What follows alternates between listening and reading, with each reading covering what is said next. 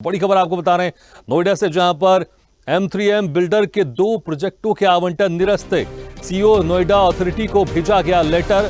ये बड़ी खबर आपको बता रहे हैं, 1000 करोड़ में दोनों भूखंडों का हुआ था आवंटन। प्रमुख सचिव अनिल कुमार सागर ने निरस्त किया आवंटन। शर्तों के उल्लंघन के चलते 2 प्रोजेक्टों के आवंटन निरस्त। स्काईलाइन प्रॉपकॉन प्राइवेट लिमिटेड का आवंटन निरस्त। जांच में शर्तों का उल्लंघन मिलने पर की गई कार्रवाई।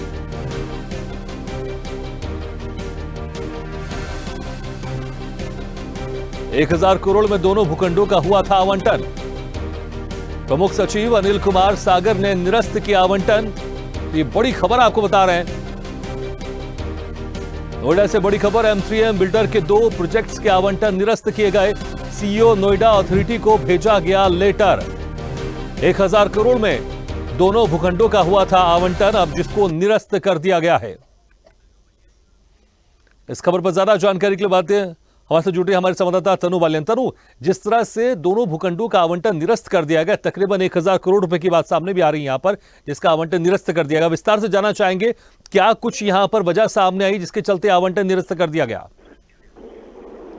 जी बिल्कुल भागीरथ जी, मैं आपको बता दूं कि M3M बिल्डर जो है, उनके 2 कमर्शियल प्रोजेक्ट जो है उनका आवंटन निरस्त किया गया है। शर्तों का उल्लंघन का जो है ये पूरा मामला है। शर्तों का उल्लंघन किया गया था, जिसके चलते 2 प्रोजेक्ट जो है उनका आवंटन निरस्त किया गया है। और 1000 करोड़ रुपए की बात सामने आ रही है कि 1000 करोड़ में दोनों भूखंडों का आवंटन हुआ था। और अनिल कुमार सागर जो है वो प्रमुख सचिव थे और उन्होंने आवंटन जो था वो निरस्त किया गया है।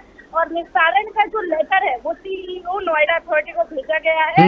और लविश फील्डवार्ड प्राइवेट लिमिटेड का आवंटन निरस्त हुआ। स्काईलाइन प्रॉपकॉन जो प्राइवेट लिमिटेड थी उसका आवंटन ये निरस्त हुआ है। और जांच में ये पता लगा है भागीरथ जी, अब तक की जो जांच हुई है कि शर्तों का उल्लंघन मिलने पर ये कार्रवाई की गई है और 5 लाख से ज्यादा की बोली लगाकर आवंटन किया गया था। ये हासिल जो है वो किया गया था। और जिस तरीके से अगर नोएडा के अंदर नोएडा अथॉरिटी की बात की जाए भागीरथ जी, तो लगातार स्वदेश न्यूज भी बहुत प्रमुखता से खबर दिखाता है। और ये जिस तरीके से अब कड़ी कार्रवाई नोएडा अथॉरिटी जो है वो कर रही है, अभी पिछले कुछ दिनों से बहुत ज्यादा एक्टिव मोड में नोएडा अथॉरिटी नजर आ रही है, जिसके चलते ये जो बिल्डर है M3M, इनके 2 कमर्शियल प्रोजेक्ट के आवंटन को निरस्त किया गया है।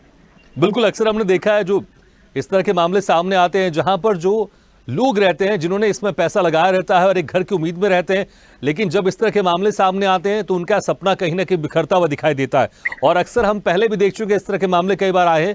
कब का ये मामला है और क्या इसके पहले भी इन बिल्डर्स के ऊपर कोई कार्रवाई हुई थी पहले भी? जी बिल्कुल भागीरथ जी, मैं आपको बता दूं कि 2 दिन पहले का ये मामला है। और अगर बात की जाए बिल्डर की, जिस तरीके से अनिल कुमार सागर जो है वो प्रमुख सचिव है, जिनका आवंटन निरस्त किया है नोएडा अथॉरिटी ने।